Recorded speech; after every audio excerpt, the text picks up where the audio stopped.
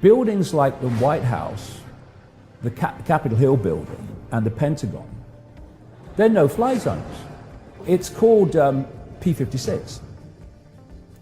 And what happens is when you enter that no-fly zone, especially you get into the inner cores of it, if you're not broadcasting the codes that allow you into that space, then you will be shot down.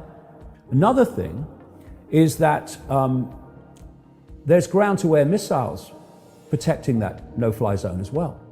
Now, the organization that is designated to protect America and Canada from the air is called NORAD. And they have centers, NORAD, all over to react to situations in that area. The one relevant to 9/11 is called NEADS. It's at a place called Rome in New York State. And it is the one that reacts to these things and gets military planes in the air to go up there and see what's going on, and also to try to force the plane down. And if it's threatening a civilian area, to shoot it down. In the year before 9/11, 125 times this happened. So what happened on 9/11 is that this system was suspended for some reason. And in a period of some 2 hours while this was playing out, not one single military plane was scrambled that made any difference to events.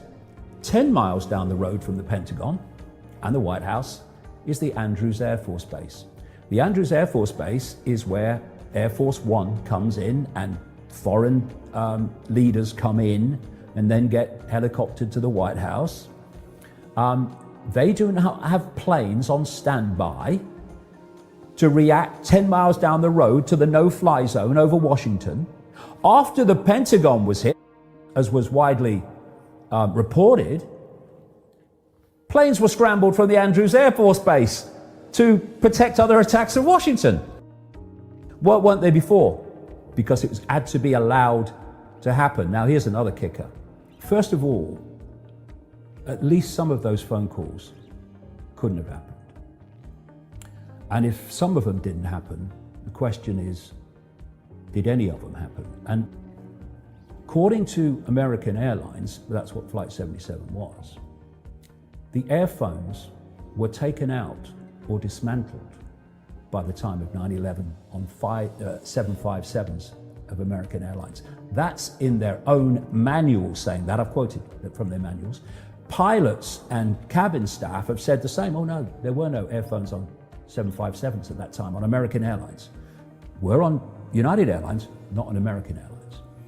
Then you have a story of a passenger on Flight 93 calling his wife, a man called Tom Burnett.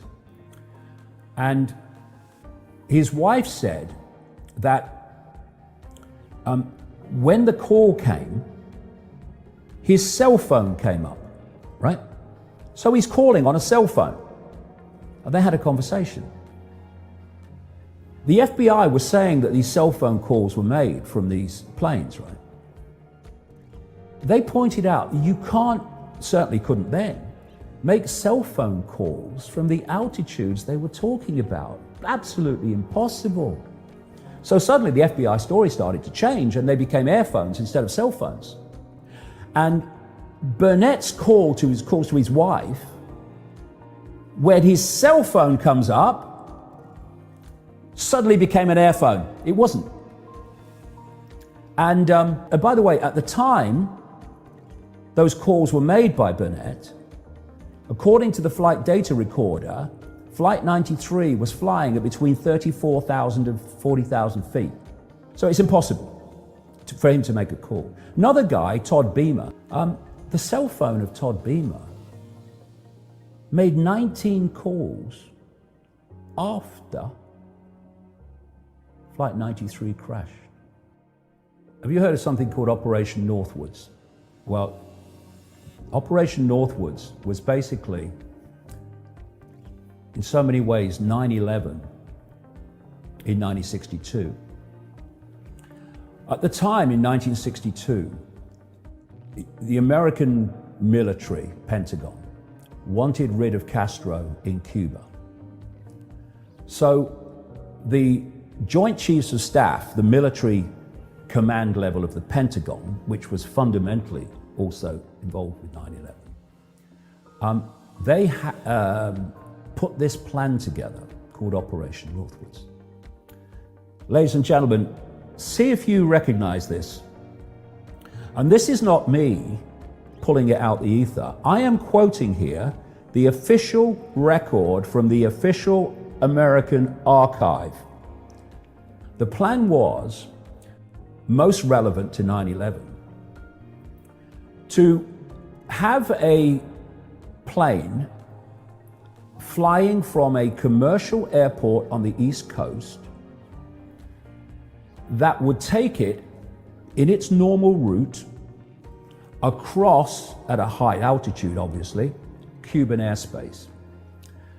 This plane, Operation Northwoods documents say, would be full of, this is the quote, carefully selected passengers with carefully selected aliases. The plane would take off, and over Florida, a military CIA plane of the same type, painted in the same airline colors, a drone, 1962, would take off from Eglin Air Force Base in Florida, would get close to the original plane, so basically the dots started to merge, and the drone would be flown on the route over Cuban airspace, and with the passengers, that plane that took off from the airport in an absolutely scheduled flight would be landed at Eglin Air Force Base and the passengers removed.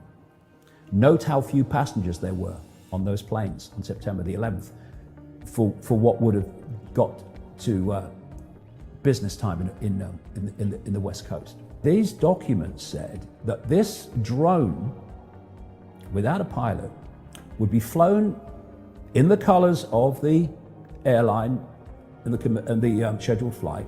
When it got over Cuban airspace, they would explode the plane by radio signal. And it even says in the document, and we won't report it, we will wait for the international aviation authorities to tell us that it's happened, so that there's more credibility that we didn't know about it. And the idea was to blame it on a ground-to-air missile or a plane from Cuba, and justify an invasion of Cuba as a result of that. All these years later, in 2001, basically Operation Northwoods, much expanded, played out in America and justified what? The invasion of country after country, in the same way they wanted to use that as an excuse to invade Cuba. Everywhere you look, this story falls apart.